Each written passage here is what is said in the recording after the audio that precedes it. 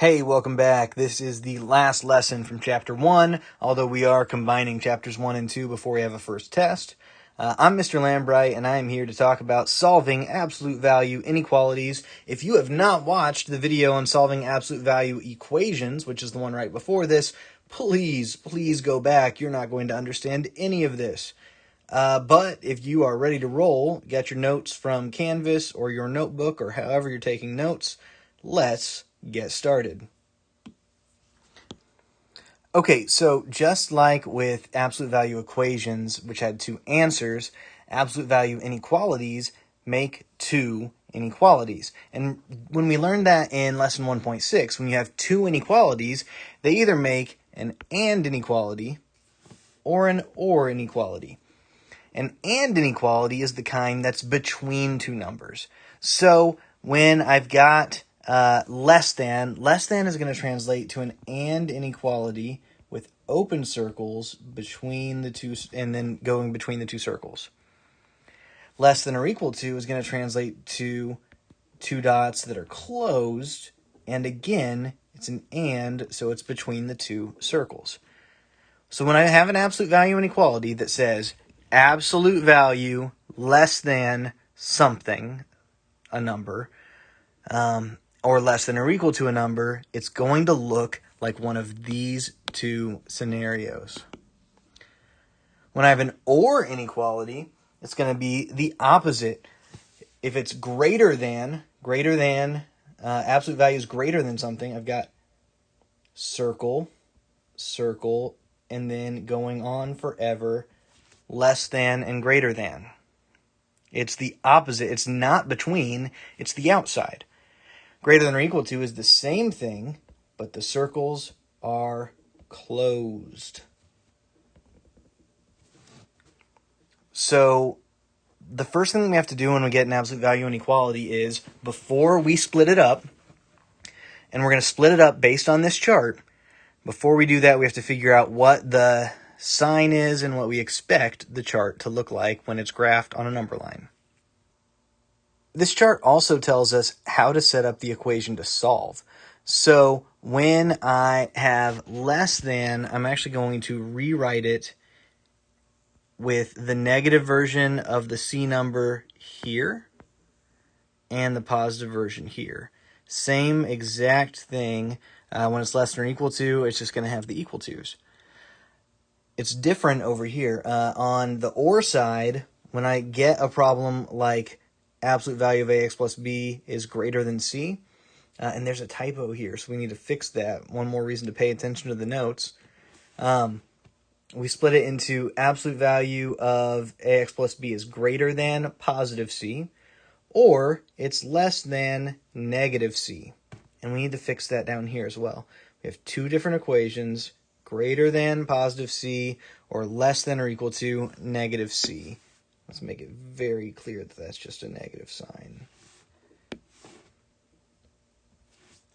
And now we're ready to try one.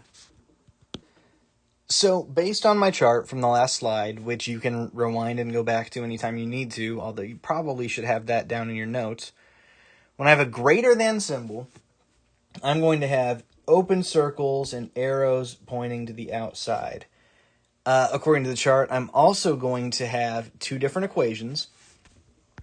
4x plus 5 is less than the negative version of the number, and 4x plus 5 is greater than the positive version of the number. Now, if you remember from 1.6, we just solved these equations. Minus 5, 4x is less than negative 18, and divide by 4. And in this case, because we're doing a number line, x is less than negative 4.5. Because I need to be able to know where to put that. Normally I would want a fraction, but this is okay because the context demands that we know where to put that number on a number line. And again, we'll do minus 5, 4x is greater than 8.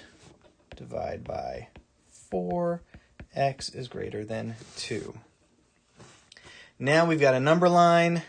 I put 0 here since 2 is my upper limit. -1, -2, -3, -4, -5. So right there is -4.5. We need an open circle there, and an arrow to the left, and an open circle on 2, and an arrow to the right. And it matches exactly what I predicted it would be based on the chart. Remember that with inequalities, we don't have to check for extraneous solutions because our answer is a solution set. So anything that these orange lines covers on the number line is part of the solution set. And we're not trying to find just 1 or 2 answers. On the next problem, less than says open circles but between, and we know that we're allowed to set this one up as a compound inequality.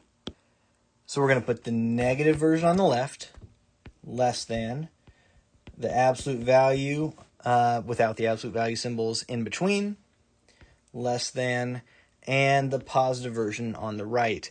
We're going to do this exactly the way we did back in 1.6. We are going to add 8 to both the center, the left, and the right.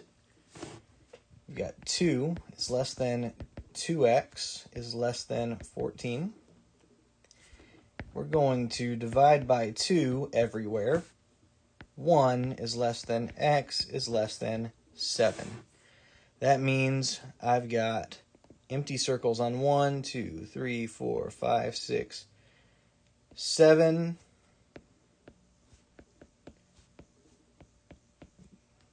And I'm going to put my empty circle on 7. And it is a between the dots problem. We can tell that from it being a compound inequality. We can tell that from the table because we made a note to ourselves of what it was supposed to look like from the start. Now, it's going to be your chance. There is an assignment that matches up with this lesson. Please, if you're still confused, message either me or Mr. Austin, or if there's a way that you have another teacher, them, but it's probably me or Mr. Austin, and we will look forward to hearing from you. Good luck, and I can't wait to see you again in Chapter 2.